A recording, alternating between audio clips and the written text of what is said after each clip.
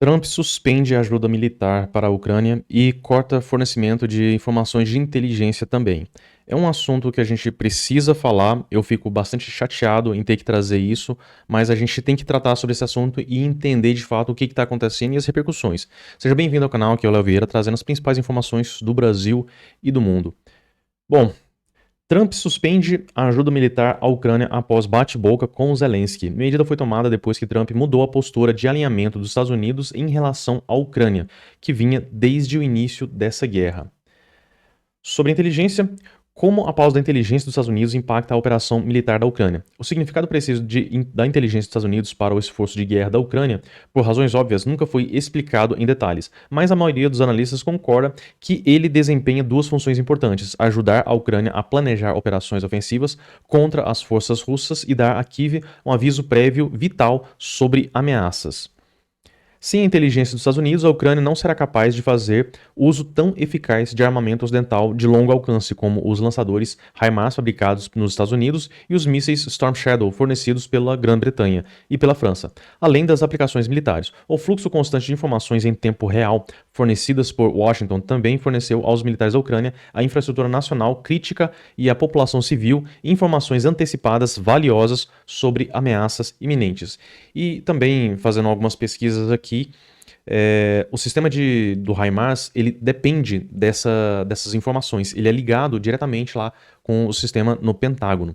Então, a ausência, a pausa nessas informações, nesse sistema, ele inviabiliza o uso do HIMARS. As outras armas, a Ucrânia ainda pode continuar utilizando, talvez não com a mesma precisão que teria com as informações, mas o HIMARS ele fica impossibilitado.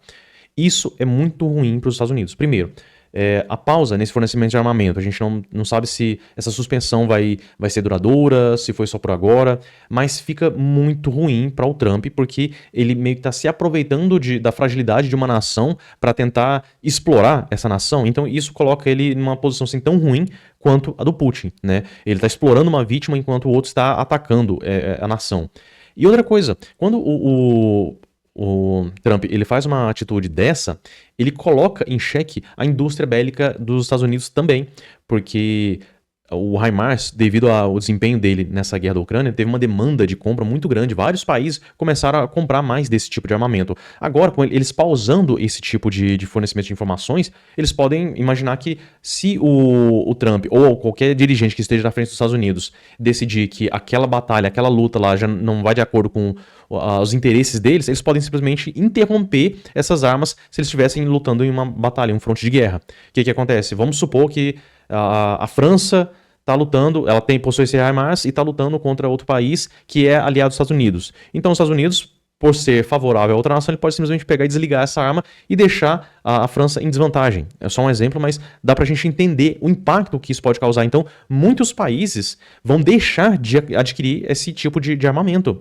E isso também aumenta a desconfiança em outros armamentos que os Estados Unidos venham a produzir também, colocando também a própria Ucrânia na vanguarda do desenvolvimento bélico, porque hoje eles estão com uma experiência de combate muito grande. Você vê, está se tornando uma guerra de drones.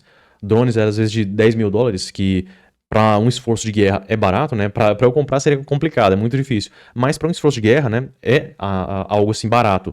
Bem diferente de um tanque que muitas vezes vai custar aí seus milhões de dólares. Então, um dronezinho nos seus milhares abate aí um blindado. A gente está vendo a assimetria desse tipo de combate, essa guerra, e a Ucrânia ela tá se desenvolvendo muito. Já criou um míssil, o Neptune, que também foi colocado em combate. Ou seja, os Estados Unidos, mais uma vez, ele não só está fazendo a coisa errada, porque o certo seria o quê? Apoiar quem está sendo atacado. Apoiar a Ucrânia, independente de vai ser muito vantajoso, não vai ser nem um pouco vantajoso, eles deveriam estar ajudando. Porque eles não se colocam nesse posicionamento como os xerifes do mundo para favorecer a paz, para ajudar. Isso coloca eles totalmente em descrédito. Inclusive a Europa já está começando a rever esse conceito e começando a aumentar o seu poderio bélico, porque eles já estão vendo que não podem contar com os Estados Unidos, não podem, principalmente por conta dessas medidas idiotas que o Trump está tomando. Então, assim, tem os méritos o governo Trump? Tem, mas nem por isso a gente vai ficar passando pano, a gente vai falar que tá tudo certo, vamos tapar o sol com ele. Não, a gente precisa sempre fazer a análise. O que é certo independente de quem esteja fazendo. E hoje, o Macron, por mais que eu tenha as maiores críticas de acordo com o posicionamento dele, essas esquerdices que ele tem aí, ele está fazendo a coisa certa, apoiando a Ucrânia, porque isso diz respeito ao mundo, não é apenas a Ucrânia. Se a partir de hoje, mas a gente precisa ter paz no mundo, então é paz a qualquer custo, vamos forçar um cessar-fogo aí, uma trégua, vamos congelar a fronteira do jeito que ela está hoje, aí o que acontece? A Rússia pode repetir o que foi feito anteriormente. Eles invadiram a Ucrânia em 2014, teve o cessar-fogo, eles congelaram as fronteiras, a Rússia se reorganizou e agora invadiu novamente. Avança mais um pouco, congela as fronteiras. Quem garante que daqui a 5 anos, 10 anos, eles não vão invadir novamente? Então, o caminho para a paz, de fato, é o Putin retirar todas as tropas da Ucrânia e também começar a pagar o ressarcimento por todos os prejuízos, toda a catástrofe e toda morte e sofrimento que a Rússia causou aos cidadãos ucranianos. Bom, se você gostou desse conteúdo, curta, compartilhe. Se quiser trazer algum comentário aqui também, pode deixar na abinha dos comentários. Eu fico por aqui, um forte abraço, até a próxima.